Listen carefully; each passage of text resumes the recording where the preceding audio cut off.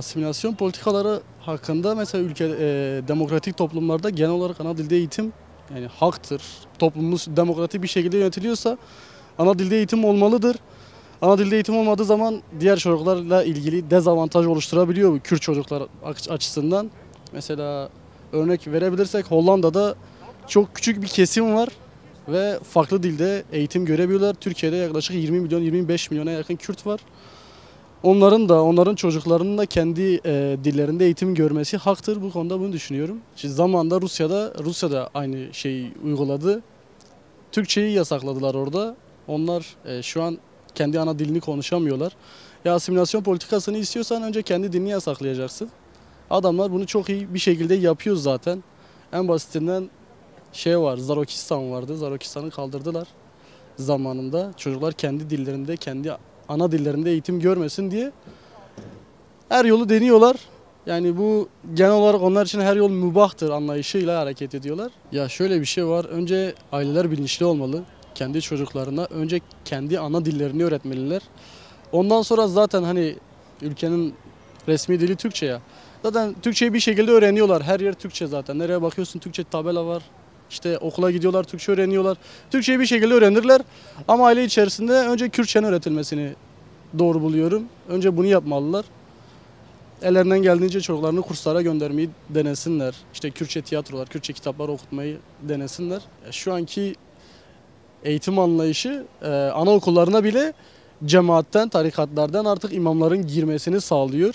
Ya bunun temel sebebi yobaz bir toplum yetiştirmek. Yani sığ bir gelecek nesil yetiştirmek amacıyla bunu yapıyorlar. Düşünen istemiyorlar, düşünen insan istemiyorlar şu an. Biz ne desek onu uygulasınlar. Onun dışında da pek de sağlıklı bulmuyorum bu yaptıklarını.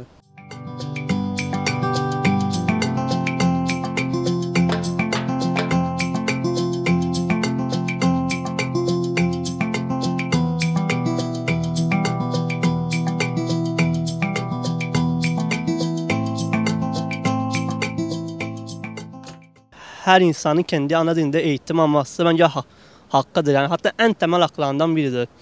Yani bence çok büyük bir yanlış bu. Son derece ırkçı. Irkçı bir zihniyetin sonucu bence. Irkçı, sınırlayıcı. Daha bunu pek çok benzetmeye de yapabiliriz. Örneklendirebiliriz. Çünkü bizim dilimizin onlara bir zararı yok. Yani her Kürt gencinin kendi diline sahip çıkması lazım öncelikle. Ve devletin de artık bu dilden korkmaması lazım. Çünkü korkulacak bir şey yok. Yani Kürtçe birilerinin sürekli ağrına gidiyor. Yani bazı zihniyetlerin çok ağrına gidiyor. Hani gören de ya sanki onlara küfür etmişler. Ama oysa ki yani her insan kendi ana dilinde konuşabilir. Bir İngiliz, bir Fransız, Amerikalı ya da Arap diyarından gelenler kendi dillerinde konuşabiliyorsa biz niye konuşamayalım? Yani zaten bu insan haklarında da bir verilmiş hak. Ana dilin zihniyetinin yasaklanmasından dolayı yani bu bence ırkçı olarak bakıyorum. Yani çünkü bu dünyada, globalleşen dünyada kendimizi, ırkımızı şu anki kültürde kendi dilimizi konuşamıyorsak bence ırkçı olarak görüyorum. Yani bunu aslında yani her insan farklıdır bu. Yani bütün insanların bizim Kürt diline karşı öyle ırkçı olarak görmüyoruz ama maalesef yani Türkiye ortamında maalesef bu şeylere tanık oluyoruz. Yani bunda eğitimle ancak kendi kültürümüzü Kürtçe konuşarak ve biz de kendi çocuklarımızı, kendi ailelerimizi bilinçlendirerek bunu düzeltebiliriz bence.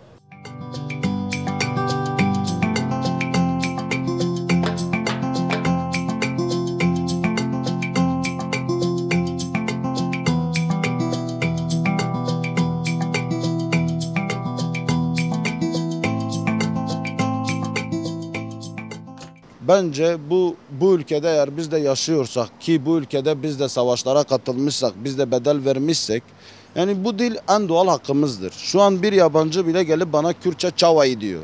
Çavay. Türkçe konuşmuyor, Kürtçe konuşuyor. Yani Kürtçenin insanlara zararı değil, yararı olur bence. Yıllardır biz anamızın karnından çıktığımızdandır beri Kürt damgası, terör damgası yemişiz. Yani bu saatten sonra dilimizi de kesseler, kafamızı da kesseler, bizi bu memleketten sürmek de isteseler hiçbir şekilde yani biz burada doğduk, burada büyüdük. Kız alıp verdik.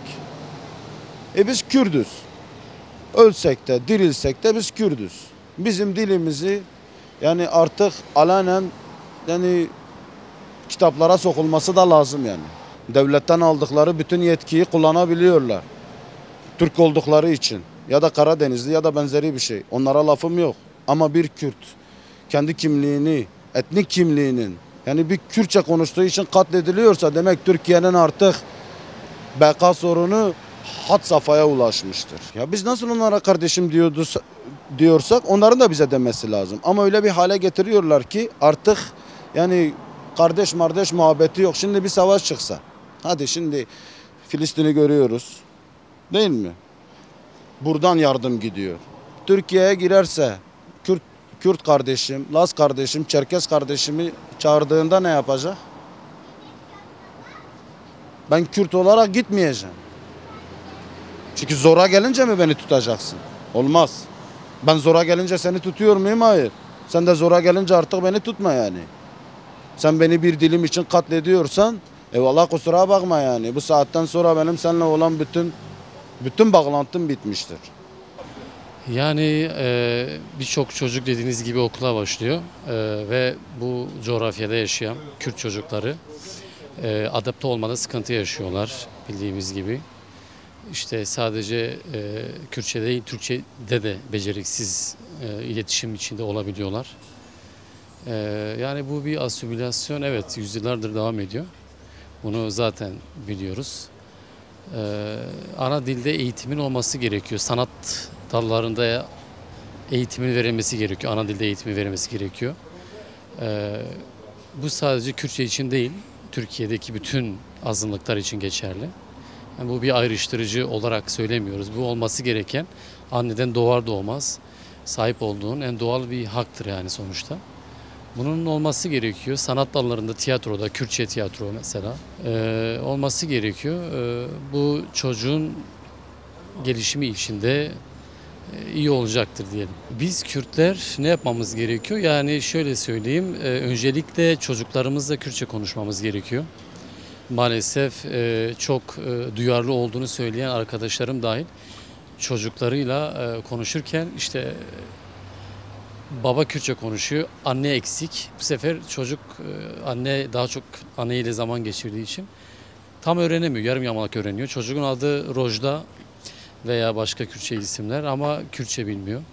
Bizim önce aileden başlamamız lazım. O ulusal bilinç dediğimiz kavramını aşılamamız lazım çocuklara. Bu kitaplarla olabilir, bu Zarok TV ile olabilir, bu Çiroklarla olabilir. Bunların olması gerekir.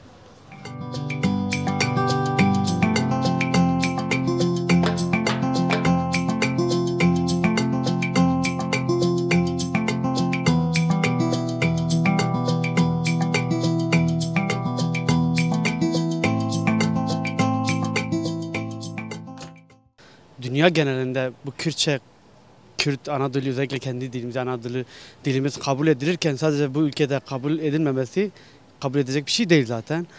Zaten bu yıllardır böyle sürüyor. Normalde sözde bunlar kendince Kürt dili eğitimi bölümü açmışlar. Kürt dili ve edebiyatı bölümü açmışlar. Mezunlar var ama çalıştıran yok. Yani ataması olmuyor. Nedir? Bu Kürtçe tahammülsüzlüktür. Bunu kabul etmiyoruz ve bir an önce ana dilimizin ilkokuldan başlayıp üniversitelere kadar da verilmesini istiyoruz yani. Nasıl bir zihniyet? Yani ırkçı faşist bir zihniyet yani. Başka bir zihniyet değil. Bunun bir açıklaması yok yani. Yani boşuna demiyorlar yani. Irkçılık, faşistlik bir hastalık değil. Bu bir şeydir yani. Bu bir nasıl diyeyim, zorbalıktır, vahşiliktir, başka bir şey değil yani. Bu kabullenilmezliktir, şeyliktir ve zorbalıktır yani, başka bir şey değil bu. Her yerde burada özellikle bu Kürt halkının üzerine düşen bir görevdir. Kürt halkı artık her yerde, evlerinde, her yerde Kürtçe konuşmalı. Yani bu Kürt'ü gere bakıfı, de Malaku'da, de Bistani'da, de Cikar'da, de her şeyde bu Kürt'ü bakıfı. Ki biz em zamanı xo, em birvanayken em zamanı xo bu bidin kabul kırın. Başka netişki tine yani. Em bir de em görev ki xo parasına xo bakın, bıkın parasına xo bakın yani. Cemaat ve şeylere özellikle ne için yapılıyor? Bu ülkede Kürtçe ve Kürtleri kabul etmeme politikasını yürütüldüğü için Sadece bunlara yöneliyorlar. Uyuşturucu, fuhuş, her türlü şeyinde de destek veriyorlar. Bu devlet bu destek buna veriyor. Ama Kürtçe'ye geldi mi de kabul etmiyorlar. Yani Kürtleri asimile etmekten etmekten başka bir şey bilmiyorlar. Bunun peşindeler ama başaramayacaklar. Biz kendimiz buna izin vermeyeceğiz. Biz her zaman dilimizi savunacağız, ırkımızı savunacağız, kendimizi savunacağız. Yani nasıl değerlendirebilirim ki yani şu an söyledim tüylerim diken diken oldu yani bir genç bir can yani bir can ölmüş gitmiş ve kimsenin ne umurunda ne şeyinde bak siz söyledi. Ben duymuştum ama nerede olduğunu bilmiyordum. Sizden öğrendim şimdi nerede olduğunu. Yani bu vahşiliktir. Bu başka bir şey değil vahşi. Vampirlik yani vampir bile böyle yapmıyor yani. Bir genç bir Kürtçe konuşuyor diye kendi ana dilini konuşuyor diye öldürüyorsa demek ki artık bitmiş yani bir şey kalmamış yani. Yani daha buradan Kürt halkına sesleniyorum. Yani bu kadar insanımız ölüyor, saldırıya uğruyor, şeye uğruyor. Ona rağmen hala ben kendi evimde yaşayayım, bir yıl bana yaşamasın ben 1000 yıl yaşayayım. Öyle bir şey yok. Yani sen de Kürtsün, ben de Kürt'üm. O da insan, sen de insansın. Yani artık bunun savunmasını yapması lazım. Bu bir yerde, her yerde, bütün platformlarda, sosyal medyada olsun, sokakta olsun, her yerde sesini çıkarmalı bu konu hakkında.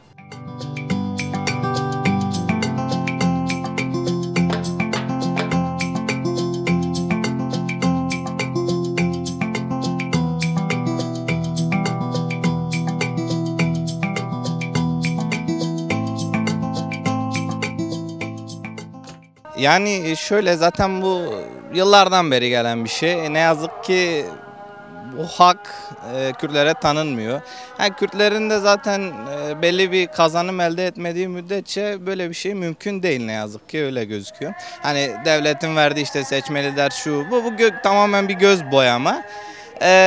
Yani tabii gönül ister bütün Kürt çocukları kendi ana diliyle büyüsün. Şehirlerimizde Kürtçe konuşulsun. Her alışveriş, bütün her yer Kürtçe olsun. Gel gör ki işte müthiş bir söz vardır. Bazara kurdetüne yani Kürtçenin pazarı yok.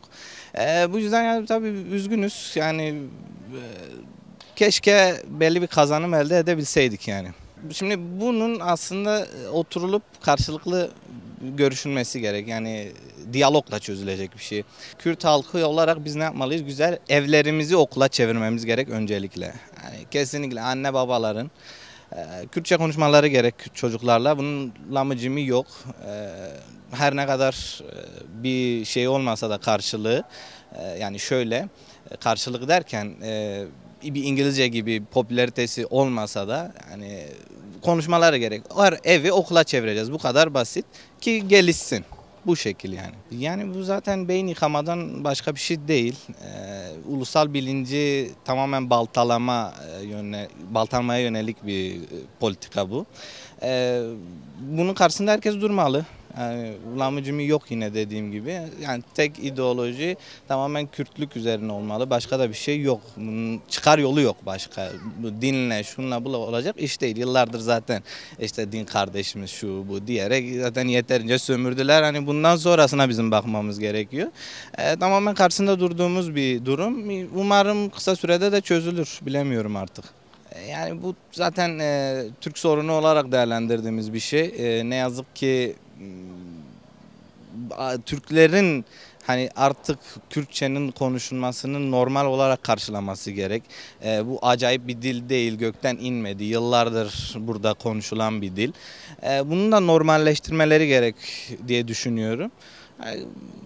Bu karşıt ırkçı mı diyeyim, faşist mi diyeyim duruşu değiştirmeleri gerek. Önce kendilerine dönüp bakmaları lazım. Hani madem ki yıllardır diyoruz biz kardeşiz, şuyuz, buyuz. O zaman buna da tahammüllerinin olması gerekli diye düşünüyorum. Genel olarak durum bu.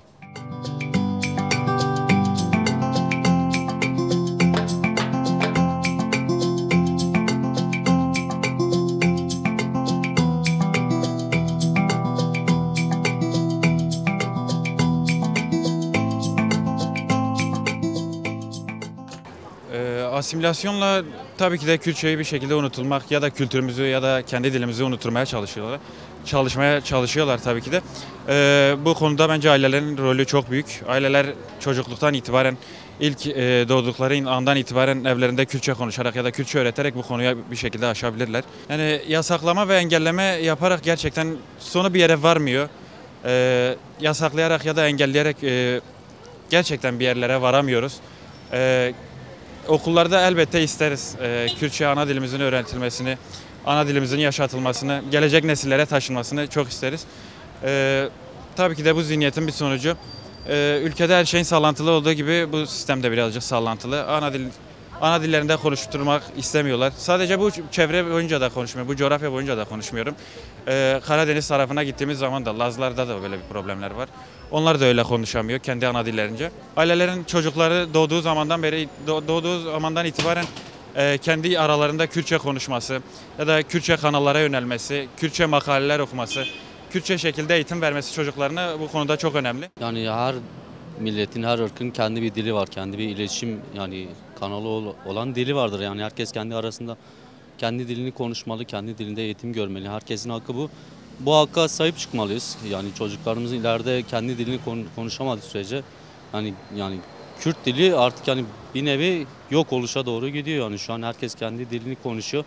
Bu dili, kendi dilimizi konuşmak bizim de hakkımız. Bu en baştan bizim çocukların hakkı. Yani çocuklarımız bizim dilimizi konuşmadığı sürece bizim milletin bir varlığı yani tanınabilirliği yok. Yani bir milletin tanınabilirliği diliyledir. Bu yüzden yani kötü buluyorum tabii eğitim görememeyi, çocuklarımızı bunun mahrum bırakılmayı.